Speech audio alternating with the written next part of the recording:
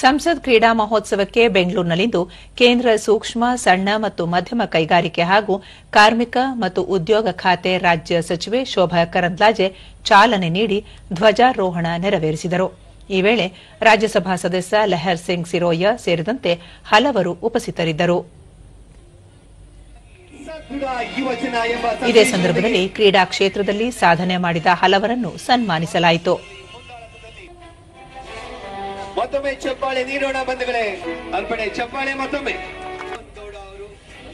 ರಾಷ್ಟ್ರ ಹಾಗೂ ಮಾನ್ಯ ಸಚಿವರು ಹೇಳಿದ್ದೀರಿ ಕ್ಯಾಪ್ಟನ್ ಲೆಫ್ಟ್ ಸೈಡ್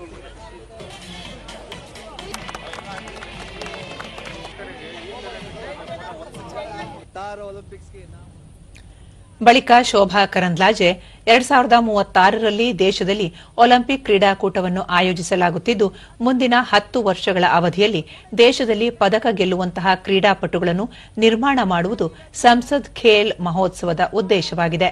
ಈ ನಿಟ್ಟಿನಲ್ಲಿ ಕ್ರೀಡಾಸಕ್ತ ವಿದ್ಯಾರ್ಥಿಗಳನ್ನು ಗುರುತಿಸಿ ಪ್ರೋತ್ಸಾಹಿಸುವ ಕೆಲಸವನ್ನು ಪೋಷಕರು, ಶಿಕ್ಷಕರು ಮಾಡಬೇಕಾಗಿದೆ ಎಂದು ಹೇಳಿದರು. ಒಲಿಂಪಿಕ್ ಕ್ರೀಡಾಕೂಟ ದೇಶದಲ್ಲಿ ನಡೆಯುತ್ತಿರುವ ಹಿನ್ನೆಲೆಯಲ್ಲಿ ಪದಕ ಪಟ್ಟಿಯಲ್ಲಿ ಭಾರತ ಅಗ್ರ 10 ಸ್ಥಾನದಲ್ಲಿ ಇರಬೇಕು ಎನ್ನುವುದು ಪ್ರಧಾನಿ ನರೇಂದ್ರ ಮೋದಿ ಅವರ ಆಶಯವಾಗಿದೆ. ಈ ನಿಟ್ಟಿನಲ್ಲಿ ಒಲಿಂಪಿಕ್ಸ್ ಕ್ರೀಡಾಕೂಟಕ್ಕೆ ಕ್ರೀಡಾಪಟುಗಳನ್ನು ತಯಾರು ಮಾಡುವ ನಿಟ್ಟಿನಲ್ಲಿ ದೇಶಾದ್ಯಂತ ಕ್ರೀಡಾ ಮಹೋತ್ಸವವನ್ನು ಆಚರಿಸಲಾಗುತ್ತಿದೆ ಎಂದರು. ಗುಜರಾತ್ನಲ್ಲಿ ಒಲಿಂಪಿಕ್ ಕ್ರೀಡಾಕೂಟ ನಡೆಯಲಿದ್ದು, ಈಗಾಗಲೇ ಕ್ರೀಡಾಂಗಣಗಳ ತಯಾರಿ ಸೇರಿದಂತೆ ಇನ್ನಿತರ ಮೂಲಸೌಕರ್ಯಗಳ ನಿರ್ಮಾಣ ಕಾರ್ಯ ಆರಂಭವಾಗಿದೆ.